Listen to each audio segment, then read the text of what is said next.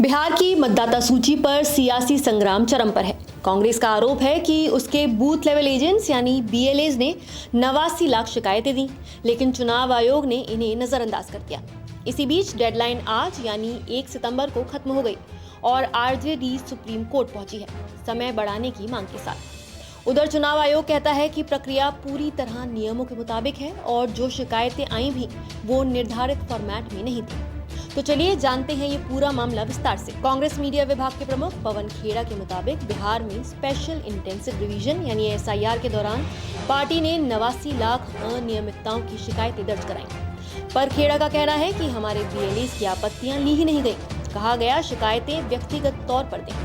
कांग्रेस ने सवाल उठाया कि अगर राजनीतिक दलों और उनके एजेंटों की शिकायतें नहीं मानी जाएंगी तो उनकी भूमिका क्या है। कांग्रेस का दावा है कि वोटर लिस्ट से 65 लाख नाम हटाए गए और ये किसी रूटीन से ज्यादा एक पैटर्न लगता है।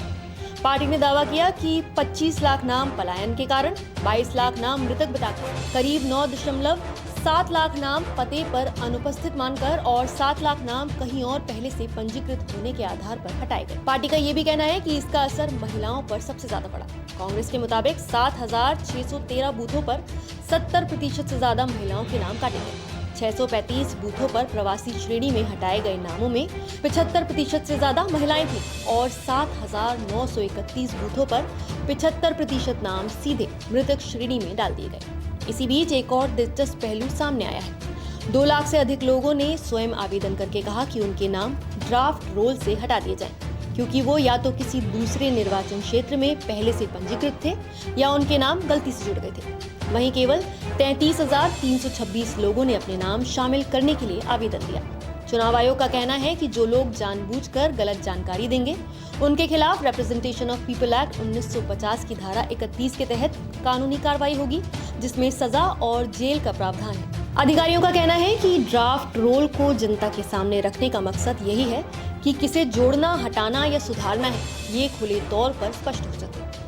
अंतिम मतदाता सूची 30 सितंबर को प्रकाशित की जाएगी। इतना ही नहीं, सूचना के अधिकार यानी आरटीआई के तहत एक नया मोड़ भी सामने आया है। एक आरटीआई में आयोग से पूछा गया कि देश भर में एसआईआर का स्वतंत्र आकलन या अध्ययन किस आधार पर किया गया था। आयोग ने जवाब में केवल 24 जून 2025 की गाइडलाइंस का लिंक साझा किया। पारदर्शिता कार्यकर्ताओं का कहना है कि इस जवाब से ये साफ है कि उस स्वतंत्र अध्ययन का कोई ठोस रिकॉर्ड सार्वजनिक रूप से उपलब्ध नहीं है, जिससे अब एसआईआर की पारदर्शिता और प्रक्रिया पर नए सवाल खड़े हो गए हैं। सियासी मोर्चे पर 1 सितंबर को क्लेम और ऑब्जेक्शन दाखिल करने की डेडलाइन खत्म हो चुकी है। विपक्षी दलों का कहना है कि ये समय बहुत कम था और कई मतदाता और राजनीतिक दल समय पर आपत्तियां दर्ज नहीं करा पाए। इसी कारण राष्ट्रीय जनता दल यानी आरजेडी सुप्रीम कोर्ट पहुंची है और डेडलाइन बढ़ाने की मांग की है।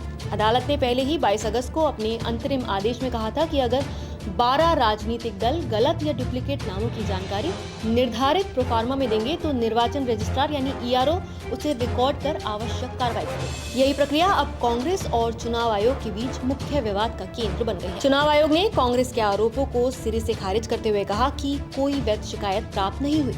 आयोग का कहना है कि बीएलए से जो भी दावे आए वो निर्धारित फॉर्म और शपथ पत्र में नहीं थे, इसलिए उन्हें मान्य नहीं किया जा सकता। आयोग ने यह भी दोहराया कि पंजीकरण नियमावली 1960 के तहत नाम जोड़ने, हटाने या सुधारने की प्रक्रिया केवल निर्धारित फॉर्म में ही मान्य है। सामूहिक पत्र या सूची स्वीकार्य नहीं है। ईसी ने यह भी स्पष्ट किया कि ड्राफ्ट रोल अभी अंतिम नहीं है और अंतिम सूची 30 सितंबर को प्रकाशित की जाएगी।